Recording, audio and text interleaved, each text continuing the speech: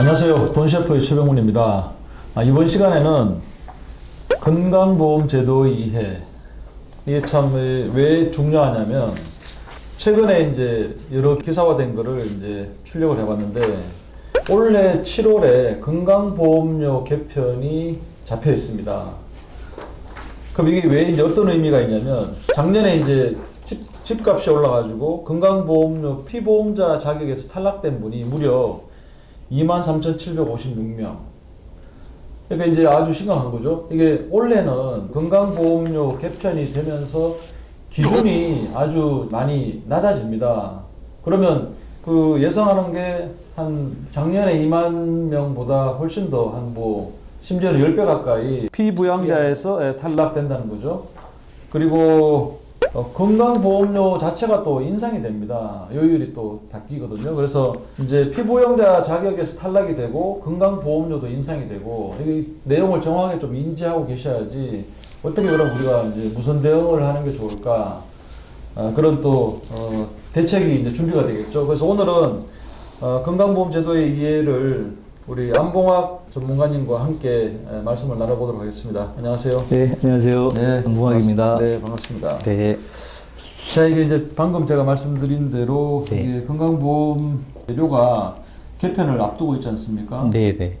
그래서 이제 가입자 유형부터 해서 지금 네. 얘기를 나눌 내용들이 너무 많은데 네. 하나씩 한번 말씀을 나눠보시죠. 네. 우선은 이제 이 방송을 보시는 분들이 크게 두 부류가 있을 거예요. 그러니까 근로소득이 이미 지금 발생하고 있는 분들, 그러니까 직장인 분들, 그러니까 그분들은 직장 가입자고요. 네. 그다음에 자영업 하시거나 이미 이제 은퇴하신 분들, 또 우리 부모님들 같은 경우는 이제 지역 가입자인 거예요. 그러니까 이 건강보험 관련된 기사를 보실 때 어떤 내용인지, 그러니까 직장 가입자 얘기를 하는 건지, 네. 아니면 지역 가입자 얘기를 하는 건지를 명확히 보시고, 좀 그 기사를 본인하고 연동을 좀 시켜야 맞을 것 같고요. 네네. 자, 그런 측면에서 우선 직장 가입자를 먼저 말씀드리면, 직장 가입자는 본인 월급에서 자동으로 건강보험료 공제가 되거든요. 네. 그러니까 올해 그 인상된 요율이 6.99%예요. 그러니까 6.99인데 사업주가 반을 내주고 본인이 반을 내거든요. 그러니까 본인 급여에서 1년 받은 총 급여 나누기 12 그 금액에서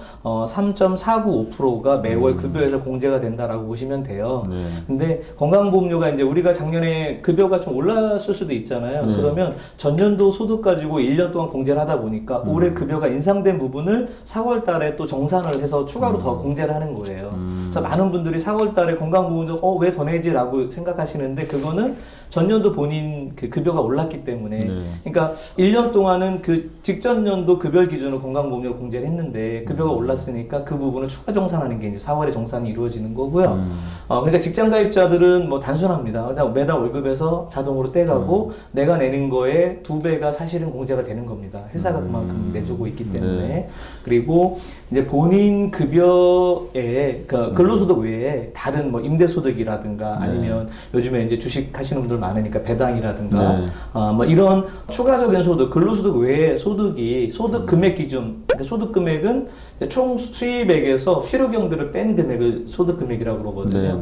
그 금액이 3,400에 넘으면 이제 추가로 더 내는 거예요. 네, 그 자세한 건 또 뒤에가 나오니까. 예. 그래서 직장 가입자는 그냥 대부분의 그 직장 가입자들은 10명 중에 9명은 그냥 급여에서 공제되는 거고요. 추가로 더 내시는 분들은 극히 일부분입니다. 네, 보수 월익으로 돼 있는데 이제 상여금이 다 포함되어 있는 거죠. 그러니까 총 받으시는 금요 근로소득에서 비과세되는 부분만 빠진 거고요. 보시면 되고 그럼 쉽게 말씀드리면 우리 그 연말정산하고 나면 근로소득 원천징수 영수증이라는 게 출력이 되잖아요. 예, 그 금액 나누기 12 하시면 됩니다. 예, 알겠습니다.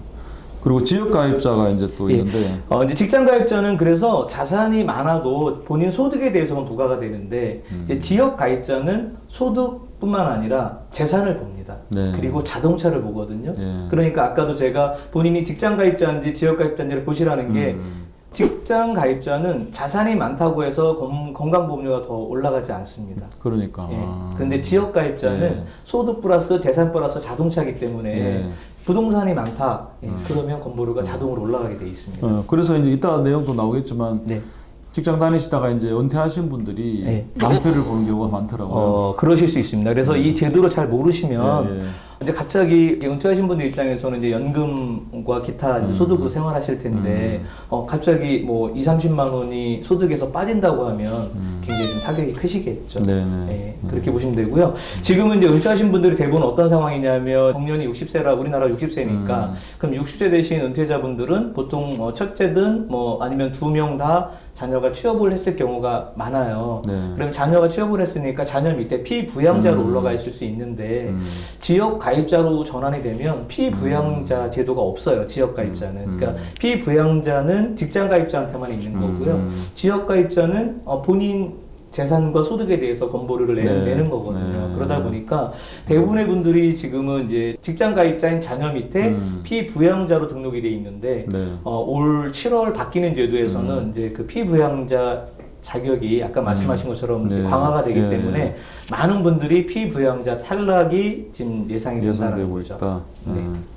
그래서 이제 그 화면에 나가는 표를 보시면요, 이 제도는 이미 2018년에 바뀌었어요. 2018년에 건강보험 제도가 바뀌면서 한 번에 제도 적용을 하면 충격이 크기 때문에 2018년도에 1차 적용한 거고, 2단계 그 다음에 3단계 거쳐서 바꾸려고 하다가 이게 너무 이제 그 적용이 길어지니까 2단계가 생략이 되고 3단계가 바로 2022년 7월부터 적용이 됩니다. 그러면 지금 이제 직장 가입자는 달라지는 게 없습니다. 직장 가입자는 아까 말씀드렸듯이 본인 급여가 올라간 거에 대해서 건강보험 추가로 내는 거는 이미 매년 반영되고 있기 때문에 직장 가입자에서는 변경되는 게 없고요. 지역 가입자인 경우에 많은 변경이 있습니다.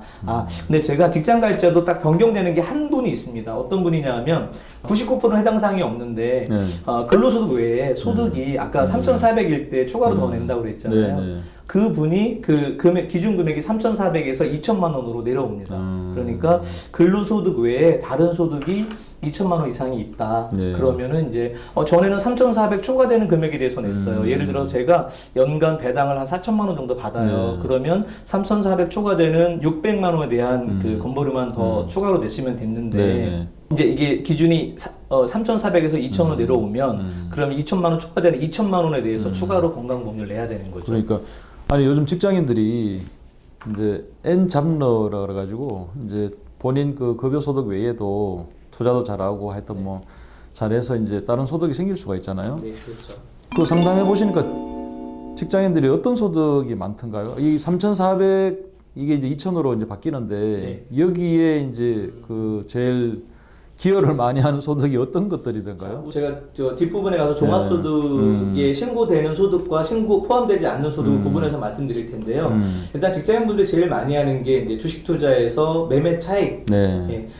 우리나라는 주식 매매 차익에 대해서 아직까지는 과세하지 않거든요. 그렇기 때문에 이게 이제 뭐 대주주라든가 그 상장되지 않은 주식은 양도소득세로 과세가 되고, 기타 다른 이제 상장된 주식은 그 매매 차익에 대해서 과세하지 않아요. 그러니까 근로소득 외에 소득 중에 가장 많은 게 이제 주식 매매 차익이라든가 아니면 펀드, ETF 매매 차익인데, 기본적으로 우리나라에 투자하는 거에 대해서는 소득이 안 잡힌다라고 보시면 되는데요.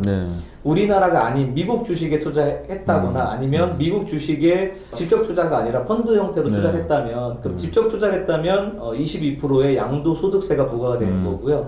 펀드 형태로 투자가 됐다면 15.4% 그 이자 소득세가 부과가 되거든요. 그러면 여기서 양도소득세는 2,000만 원에 포함이 안 되는데 이자 소득세, 배당 소득세는 포함이 됩니다. 그래서 이제 투자를 어떻게 하느냐에 따라서 포함이 될 수도 있고 안 될 수도 있습니다. 그리고 이제 개인적으로 뭐 오피스텔에 투자해서 그 임대소득이 생긴다. 오피스텔은 사업소득이기 때문에 오피스텔 부동산 임대소득은 어떠한 그 대상을 불문하고 주택 월세를 받든 상가 월세를 받든 오피스텔 월세를 받든 부동산 임대소득은 사업소득이고요. 100% 종합소득 신고 대상입니다. 그래서 그 기준 금액이, 그러면 월세 받는 금액이 2,000만 원 넘으면 안 되냐? 그건 아니고요. 월세 받는 금액에서 필요경비로 보통 부동산 임대소득은 40에서 50% 정도를 필요경비로 인정을 해줍니다. 그러니까 월세만 받는다라고 보면 월세 받는 금액이 4,000만 원 넘어갔을 때 그렇게 되면 이제 50% 경비 처리하고 2,000만 원이 소득이 잡히니까 초과되는 부분에 대해서 건강보험료가 붙는데 그 부분이 이제 추가로 더 부담을 해야 되는 거죠. 그러니까 요즘 이제 종부세 때문에 자녀한테 정여도 많이 하거든요. 정여하면 이제 그게 임대소득이 발생할 수밖에 없고, 그렇게 되면 또 이제 이게 해당이 될 수도 있다는. 대신에 이제 고가 주택인 경우만 해당이 네. 되겠죠. 사실 우리나라에서 임대료를 연간 4천 받으려면 월 한 350 정도 되는데 네. 그 네. 정도 받으시려면 최소한 시세가 한 10억 내외 네. 정도 되는 네.